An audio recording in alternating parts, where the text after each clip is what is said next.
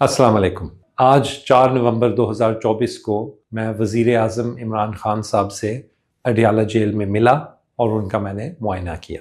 10 हफ्ते गुजर चुके हैं जब से मैंने आखिरी दफ़ा उनको देखा था। आज जब मैं मिला खान साहब से तो वो बड़े पुरुमीद मुझे लगे और उनकी जनरल कंडीशन मुझे बहुत हेल्थी लगी।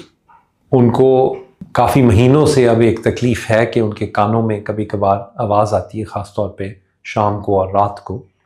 तो वो अभी भी कंडीशन चल रही है दवाई के बावजूद।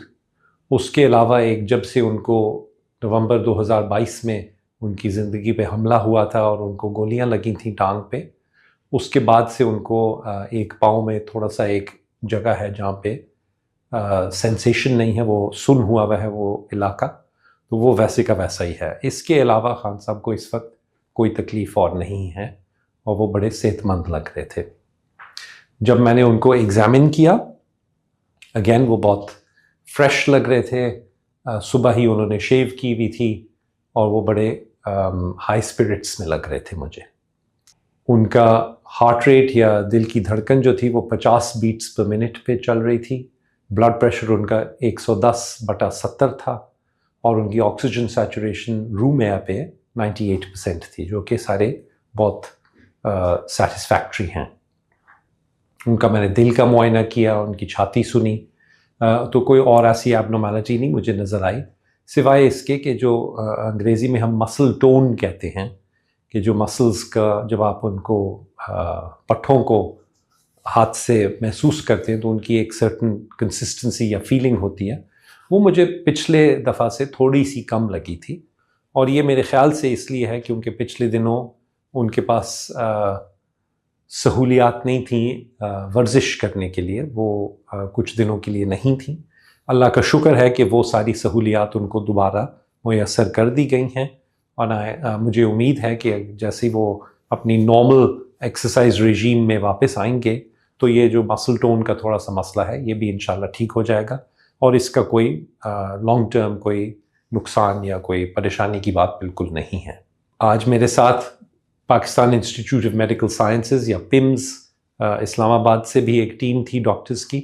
उनमें एक कान, नाक और गले के स्पेशलिस्ट थे।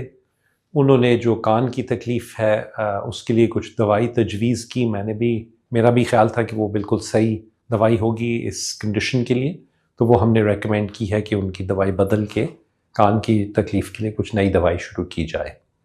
क्योंकि जेल में धूप और ताज़ा हवा की अपॉर्चुनिटीज़ जो हैं वो ज़ाहिरी बात है कुछ कम होती हैं, तो मैंने ये भी रेकमेंड किया है कि खान साहब रोज़ाना एक कैल्शियम और विटामिन डी की गोली खाएं ताकि इसके लिए ज़रा हम कॉम्पनसेट कर सकें।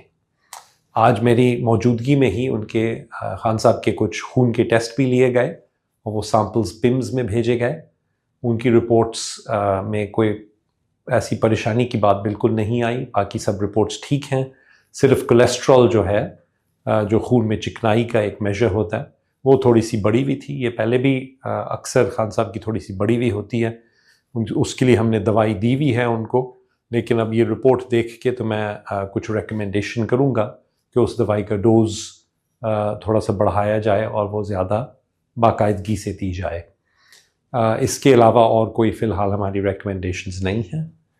बहुत ज़रूरी है कि खान साहब के अपने जो डॉक्टर्स हैं जो उनकी हिस्ट्री से वाकिफ़ हैं पिछले 25 से 30 साल से, यानी कि मैं ख़ुद और डॉक्टर फैसल सुल्तान, कि हमें बाकायदगी से मौका दिया जाए कि हम उनको विज़िट कर सकें रेगुलरली, ताकि हम उनकी जो सेहत के बारे में कोई क्वेश्चंस अगर हों या खुदा न खास्ता उनकी कभी तबीयत ख़राब हो तो हम फ़ौरन देख सकें। और क्योंकि हम पहले से जानते हैं उनकी कंडीशंस वगैरह के बारे में, तो ये बहुत ज़रूरी होगा कि हमें रेगुलर एक्सेस दिया जाए ताकि हम ये कंटिन्यू कर सकें।